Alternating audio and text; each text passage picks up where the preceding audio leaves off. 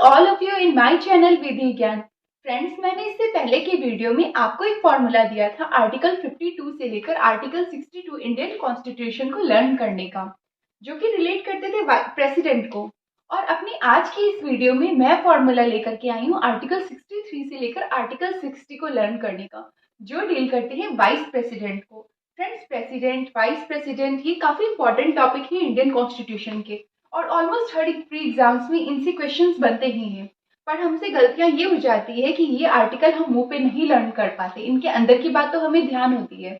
तो फ्रेंड्स, इसके लिए मैं लेके आई हूँ ये फॉर्मूला। इस फॉर्मूले से आप दो वर्ड्स में इन आर्टिकल्स को हमेशा के लिए मुंह पे लर्न कर लोगे और आप इन्हें कभी भी नहीं भूलोगे। तो बिना डिले करे स्टार्ट करते हैं हमारा ये फॉर्मूला। आज का ये फॉर्मूला है VEAETTOD। VEAETTOD। वी का पहला भी आर्टिकल 63 ये कहता है कि there shall be a vice president of India. India में वाइस प्रेसिडेंट होंगे। इसके बाद आता है ई ये कहता है आर्टिकल 64 कि ये जो वाइस प्रेसिडेंट होंगे ये राज्यसभा के काउंसिल ऑफ स्टेट के एक्स ऑफिशियो चेयरमैन होंगे।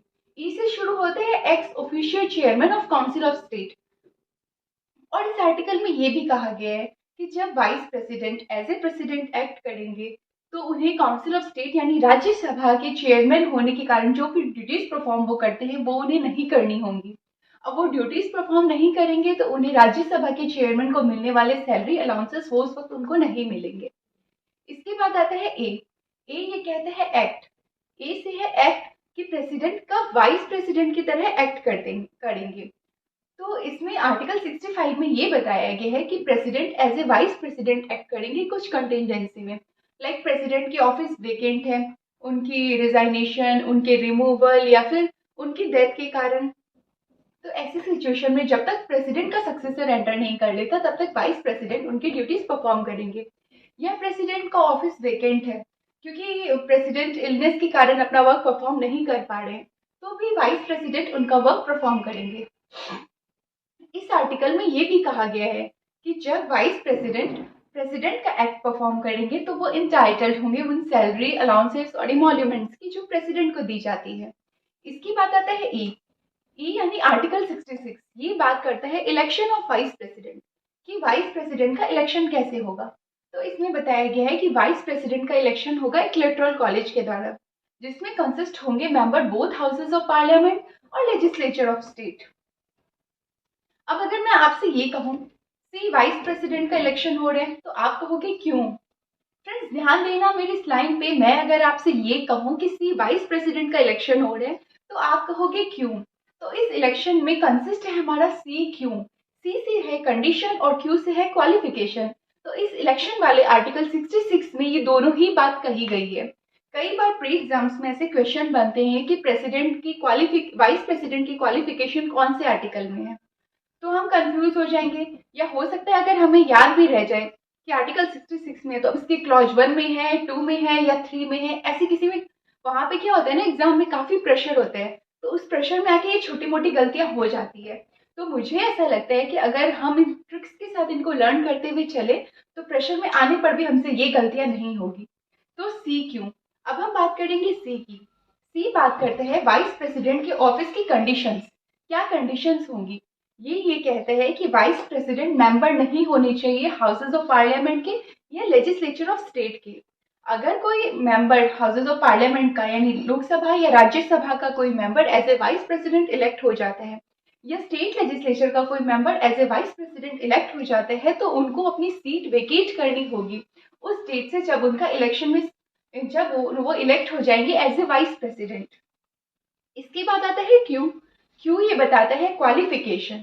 Article 66 clause 3 qualification. क्या है वाइस प्रेसिडेंट की क्वालिफिकेशन? तो मैं आपको बता दूं कि वाइस प्रेसिडेंट की क्वालिफिकेशन सिमिलर है लाइक प्रेसिडेंट। ये क्वालिफिकेशन है कि उनकी एज होनी चाहिए 35 ईयर्स, वो इंडियन सिटीजन होनी चाहिए।